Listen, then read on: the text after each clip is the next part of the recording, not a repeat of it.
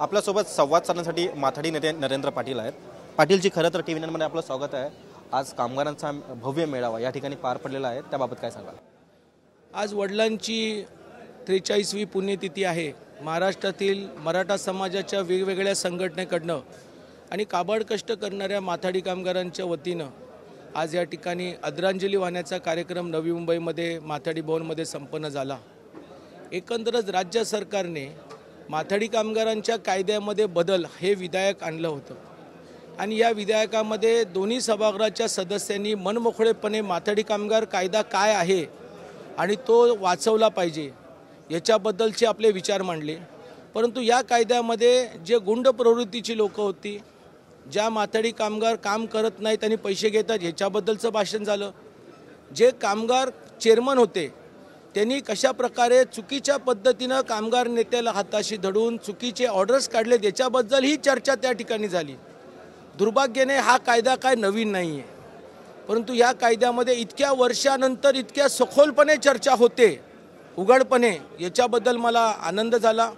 जसा कायद्यामध्ये बदल केला कामगारांच्यासाठी उद्योगपत्यांसाठी, तसं भविष्यामध्ये हा कामगार कायदा दुरुपयोग करणाऱ्या अधिकाऱ्यांच्याबद्दल, कामगार नेत्यांच्याबद्दल, न काम करता पैसे घेणारे काही टोळे आहेत जे इंडस्ट्रीला ब्लॅकमेल करतात, या लोकांच्यावरती आता कारवाई करायचं बिल हे जुलैमध्ये यावं असं मी आदरणीय देवेंद्र फडणवीस साहेबांना आम्ही विनंती केली।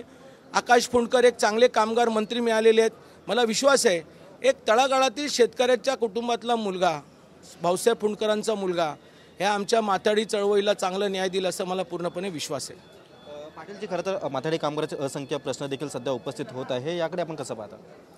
खरं म्हणजे दुर्भाग्य आहे की वेळोवेळी आम्ही सरकारच्या लक्षात आणून देत होतो, परंतु इतकं गांभीर्य कधी सरकारने बघितलेलं आहे। ही सगळी बिलं कुणी आणली? अधिकाऱ्यांनी आली। अधिकारी भ्रष्टाचार आहे। चेअरमन लोक माथाडी कामगाराला न्याय देत नाही, चेअरमन लोक त्या ठिकाणी दुरुपयोग करतात। लेबर कमिशनर, लेबर सचिव आणि मागच्या वेळेला तर कामगार मंत्री स्वतः या सगळ्या प्रक्रियेमध्ये होते। परंतु आता आम्हाला विश्वास आहे देवेंद्रजींच्या बरोबर, देवाभावाबरोबर, आकाशजी फुंडकरांवरती कामगार मंत्री म्हणून ते आम्हाला 100% न्याय देईल आणि आमच्या तापोळ्याचे आमचे भूमिपुत्र म्हणजे या राज्याचे मुख्यमंत्री आणि उपमुख्यमंत्री एकनाथजी शिंदे तेही माथाडी कामगारांच्या पाठीशी खंबीरपणे उभा राहून या गुंड लोकांना ते त्या ठिकाणी काहीतरी कारवाई करतील। आपण आपल्या भाषणात असं देखील म्हटलं आहे की माथाडी संपूर्ण कामगार हा सध्या भाजपसोबत आहे, नेमकं काय? नाही, भाजपसमोर आहे असं मी म्हटलं नाही, परंतु भाजपच्या नेत्यांनी, आदरणीय देवेंद्रजींनी आणि भाजपनी या माथाडी चळवळीला खरंच अभय आणि ताकद देण्याचं काम केलं। किंबहुना ज्याच्याबरोबर आमचे वडील काँग्रेस पक्षाबरोबर होते त्या काँग्रेस पक्षाने एवढी ताकद कधी माथाडी चळवळीला दिली नाही, हे दुर्भाग्य आहे।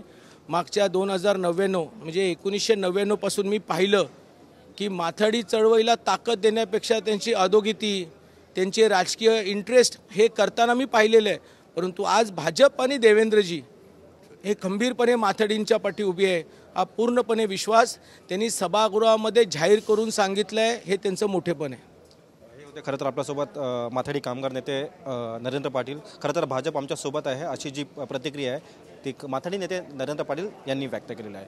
व्हिडिओ जर्नलिस्ट रोशन गायकवाडसह मी रवी खरात, टीव्ही 9 मराठी, तुर्भे, नवी मुंबई।